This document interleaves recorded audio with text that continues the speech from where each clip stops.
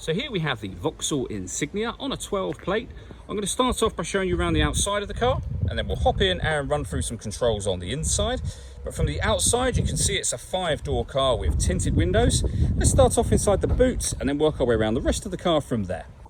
So as we approach the back of the car, you can see we have reversing sensors, loads of boot space as well. Those rear seats also have a ski hatch through the middle, as well as being able to fold with a 60-40 split to increase this boot space even further, should you wish to do that.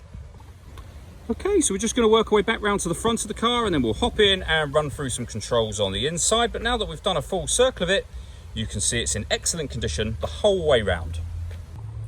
Just briefly before we climb in, I think it's well worth seeing the interior from this exterior point of view. There's plenty to run through on the dashboard, so let's hop in and we'll do that now. Okay, now that we're on the inside of the car, we're going to start with the dials. On the left-hand side, we have the rev counter, and on the right-hand side, the speedometer. In the middle, you can see the total miles of this car, which are 80,063. Above that, we have a digital readout for the speedometer, amongst other bits of fuel economy information as well. And at the very top, the fuel gauge and coolant temperature gauges. If we back out to the steering wheel, on the left-hand side, we have cruise control, and on the right-hand side, stereo and phone controls. You can't use the phone controls until such time as you've paired them up, and that is done over on the central screen just here. As well as being able to pair up your phone and do various other things, you will see that this car has got satellite navigation, so you can do various things, obviously, that satellite navigation will allow you to do. We can simply view the map should we wish to, which you can zoom in and out of, and all of the controls for doing that are just here. This dial will do most of what you want to do. This is the main volume for the stereo system and turns the screen section on and off. Also up on here, you'll find your entertainment menu. So we have the radio, of course, and you'll see there that we've got FM and AM radio. If you want to listen to your own music, you can do.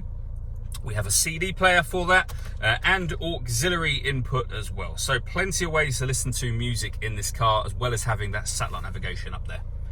Working our way down, we have the deadlocks. That will enable you to lock the car doors from the outside. As I said before, the main controls for the stereo. So down the side here, you can pair your phone, for example. You have the radio, CD and auxiliary input, and then the satellite navigation is accessed here and controlled predominantly from there. Above that, we can turn parking sensors on and off from here. This button will turn the traction control off, should you wish to do that. Then below that, we have climate control. So you can adjust the temperature, the fan speed. You can determine where you'd like the air to be directed once it enters the vehicle. Air conditioning is on when this light shows, so off or back on again. Or you can hit auto. When we do auto, the car will take control of the direction of the air and the fan speed in order that it maintains that temperature just there. You can override that simply by readjusting the fans manually to whatever level you want them on. You see auto has now gone out. You can recirculate the air that's in the car as well. That's a great way of heating up or cooling down the car quickly, depending on, of course, the temperature that you've set. And you can turn that off just as easily as you turned it on. We have some storage just here and a 12-volt charging socket, a 6-speed manual gearbox, and then just here we have further controls for the satellite navigation and audio, so you can use this dial actually on the move. And obviously this is a lot easier to use whilst driving than trying to navigate your way around this section here. All that leaves me to say is thank you for taking the time to watch this video. If you'd like to come and see the car for yourself and have a test drive, please feel free to give us a call here at Glenbourne's. We'd love to hear from you soon.